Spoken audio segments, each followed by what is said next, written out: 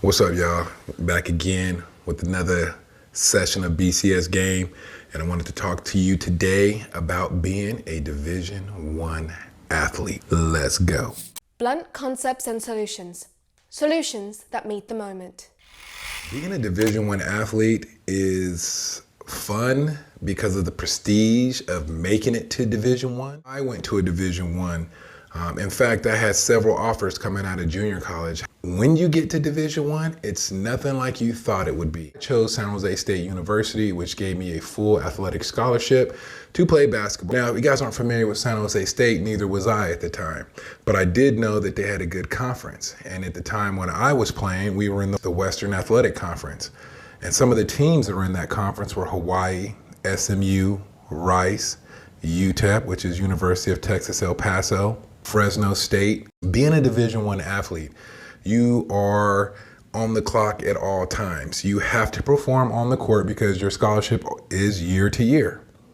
Not only that, but you have to produce. So we would start our days at 4:30 in the morning, getting up, trying to eat some breakfast in the dorm room.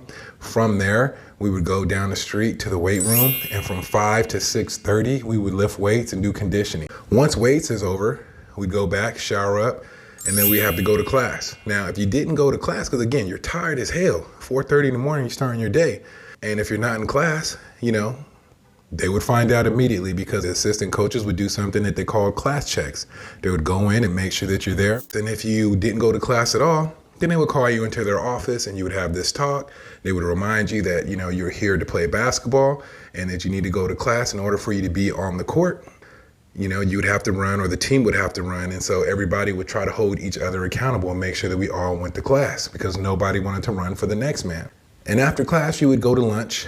After lunch, you would go and take care of any injuries in the training room.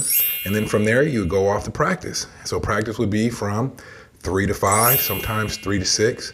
And then from there, you're going into the locker room, you're getting dressed, you're icing up in the training room.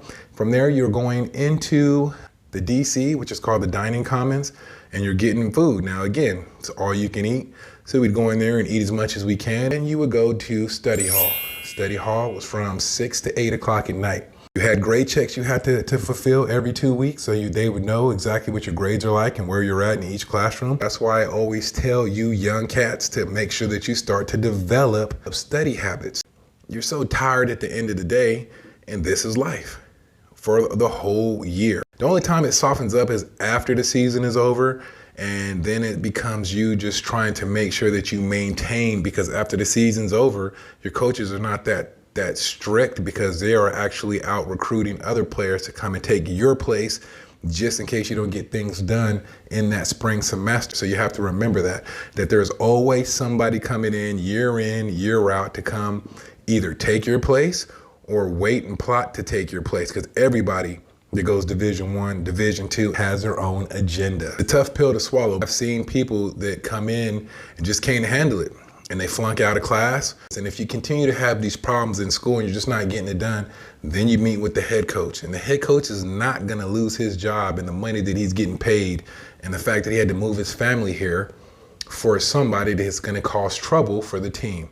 Time that is unmonitored or unstructured, which would be you hanging out on the weekend sometimes, going to frat parties, things of that nature, you have to remember, man, that you are always under a microscope, always. Because if you do something, it's going to be amplified times 10, whereas a regular student does something, they have nothing really to lose. Yours is going to be in the news. The media is going to capture it, and then it makes the program look bad, and head of the program, and he is not going to jeopardize any of his money or his program for some nonsense that you do as a player or as a student. So you have to remember that this is a business, guys. Yes, it sounds great. You see the fans in the stands, you see the beautiful cheerleaders and all that good stuff. Yes, it's great. But at the end of the day, it is a business, and it has to be treated as such. You are a business, and how you act and how you carry yourself on and off the court in the classroom, it's going to speak volume. Let me know what you guys think. Comment below, and please subscribe and follow my BCS Game on TikTok. I also have this on my YouTube page. Thank you guys again. This is Mr. BCS, and this is BCS Game. I'm out.